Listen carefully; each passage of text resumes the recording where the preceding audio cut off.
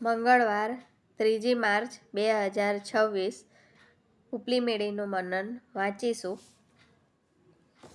મારા જીવનને તપાસવું. બાઇબલ વાંચન તિમોથીને બીજો પત્ર 3 અધ્યાય 10-17 કલમ વાંચીશું.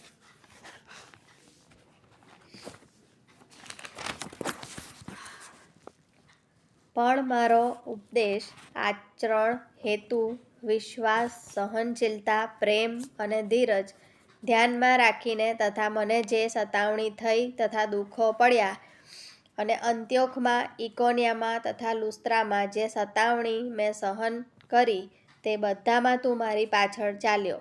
પણ આ સઘળા દુઃખોમાંથી પ્રભુએ મને છોડાવ્યો.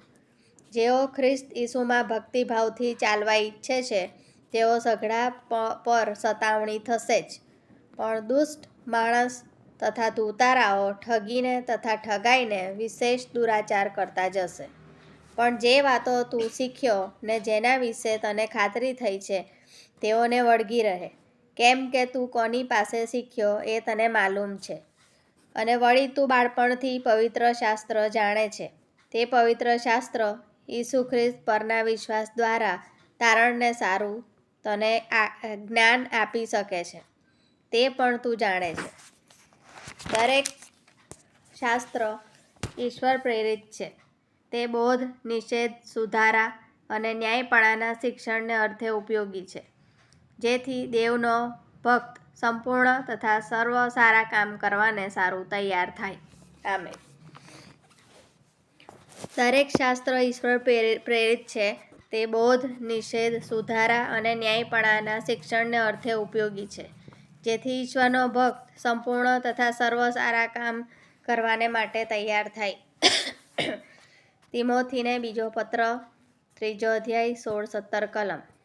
થોડા વર્ષો અગાઉ મારા હાડકાની મજબૂતાઈ તપાસવા માટે સ્કેનર મશીનમાં સ્કેન કરાવતી વખતે મને ટેકનિશિયને પીઠ પર સૂવાનું કહ્યું. જ્યારે હું મારી પીઠ પર સૂઈ ગઈ ત્યારે મને લાગ્યું કે મારી પીઠ વળી ગઈ છે. જ્યાં સુધી મને સારું ના લાગ્યું અને મારી પીઠ સીધી છે તેવું ન લાગ્યું ત્યાં સુધી મેં મારી સૂવાની સ્થિતિને વ્યવસ્થિત કરી. ટેસ્ટ કર્યા પછી ટેકનિશિયને મારો રિપોર્ટ બતાવ્યો અને મને જોઈને આશ્ચર્ય થયું કે મારી પીઠનો ઉપરનો ભાગ જમણી તરફ ઝૂકી રહ્યો હતો. મારી સીધી જણાતી પીઠ બિલકુલ સીધી નહોતી. મારી પીઠની સ્થિતિ બરોબર છે અને મને સારું છે તેવી મારી ધારણાનો સ્કેન કરાવ્યા બાદની વાસ્તવિક હકીકતની સાથે મેળ બેસતો ન હતો. મારા આત્મિક જીવનમાં પણ મારા માટે આ એક સ્વાભાવિક ભૂલ છે. જે બાબતને હું આરામદાયક અને સાચી માનું છું તે ઈશ્વરની યોજના અને હેતુ સાથે બંધ બેસતી ના પણ હોય. મને સમજાયું કે મારા વિચારો અને કાર્યોને નિયમિતપણે ઈશ્વરના વચનોના સત્ય સાથે તપાસવા મહત્વપૂર્ણ છે. તિમોથીના બીજા પત્રના 3 અધ્યાય 14 અને 15માં લખેલા પાઉલના શબ્દો એ બીજાઓના આપેલા દૈવી ઉદાહરણ અને પવિત્ર શાસ્ત્રના અને તેમાં સુધારો કરવાના વ્યવહારુ સાધનો છે. આ બાબતે મારું જીવન તપાસવાની અને મારા વિશ્વાસની સાથે હું સાચી રીતે મારા જીવનમાં આગળ વધી શકું તેને માટે મને મદદ મળી. આજનો સુવિચાર. મારું જીવન ઈશ્વરના માર્ગો સાથે કેવી રીતે જોડાયેલું છે? મધ્યસ્થી, જે લોકો વિવિધ વૈદ્યકીય તપાસ કરાવી રહ્યા છે. પ્રાર્થના.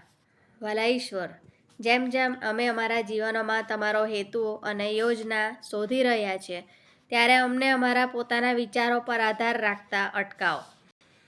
અમે તમારા રસ્તાઓ પર સીધી રીતે ચાલીએ તેમ થવા દો. પ્રભુ ઈસુના નામે. આમેન.